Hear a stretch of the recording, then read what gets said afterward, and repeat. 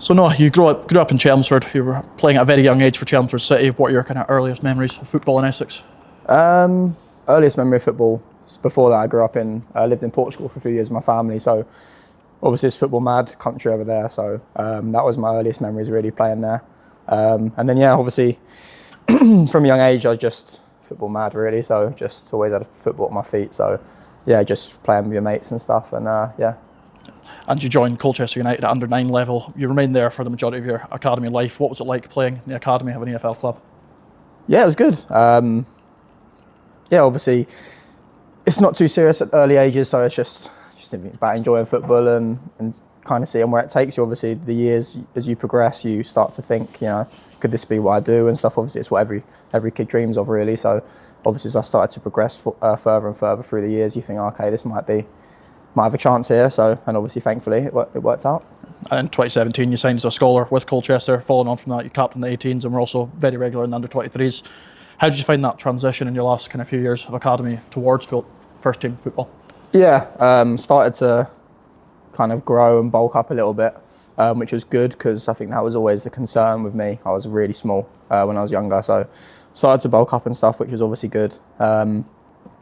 Just kept on improving really. Obviously worked hard, individual work and stuff. Really worked hard to keep improving and getting better, and progressed through the ages quite quickly in the end really, and obviously then got in and around the first team.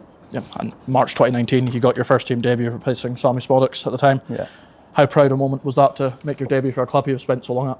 Yeah, obviously it's what I'd been dreaming of since I was young and been at the club, so it was a lovely moment. So my family were all in the stands and stuff, so it was really good. And obviously thankfully it was a start of a lot of appearances as opposed to just the one-off.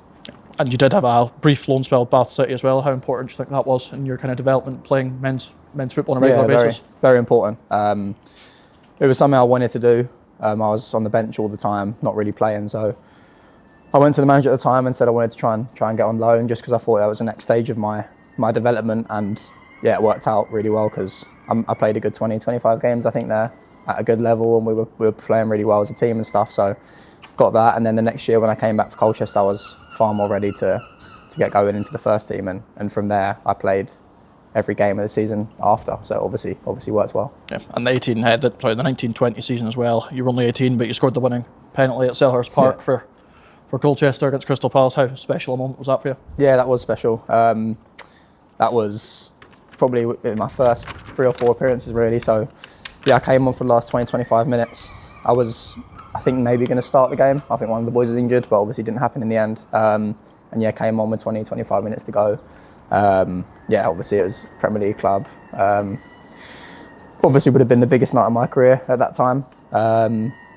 Decided to take the 5th penalty, which I think was a bit of a surprise when I said it to the manager at the time, but obviously they trusted me to do so, and thankfully scored the winner. Yeah, and on the back of that you signed a 3-year contract extension with Colchester in October of 2020. That season you won the club's Player of the Year, Young Player of the Year, and also goal this season as well. That must be a season you look back fondly on. Yeah, I think my mum must have got hold of the vote in there. It was a good season. Like I said, I think I played every game in a range of positions really. Obviously at my age as well I was kind of playing higher up, deeper and stuff, so it was all great experience. It was a really good season for me just to show myself that I could do it, and I got a lot of confidence from playing that season and knowing that I can hopefully have a good career. Yeah. And in the following seasons leading up to the end of your time at Colchester, you played a lot more games, almost 200. It's capped off with a really special moment in your last game, scoring the goal to secure their EFL status against Crewe Alexandra. That must have been a really good way to say goodbye. Yeah, no, it was, because I knew that was going to be my last game. So I obviously didn't know I'd be coming here or where I'd be going, but I kind of had it set in my head that was going to be my last game. So it was really, really nice way to finish. Again, had all my family in the stands, and it was obviously the fans singing my name after. It was a great way, the perfect way to finish really. That was a great fond memory to look back on. Yeah. And how tough a decision was it to move on from a club that you'd spent so long at? Not too tough, if I'm honest, because I felt like it was the right time. I'd given a lot to the club, they'd given a lot to me. I just felt it was the perfect time to move on. I wanted to try something new, and I was excited really for the next step. Obviously, it was tough. It's obviously different.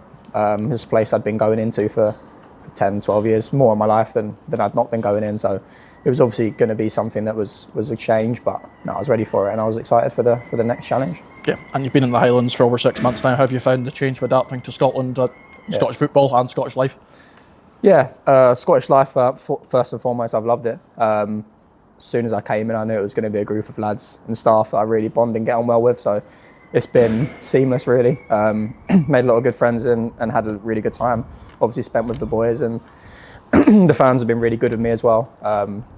I think obviously it was slow coming in for me, missed pre-season and things, but I think the fans have got to know me as a player and hopefully have liked what they've seen so far. So yeah, I'm hoping to keep pushing and keep improving and keep showing them what I can do. But yeah, with the football, it's been, like I said, it was slow to begin with, but no, I feel like I've taken to it well, and hopefully I can keep improving. Yeah. Especially since the winter games, you put in some really solid performance. That must be you getting pleased that you're getting close to back to your best. Yeah, I think I've started to hit the levels that I wanted to.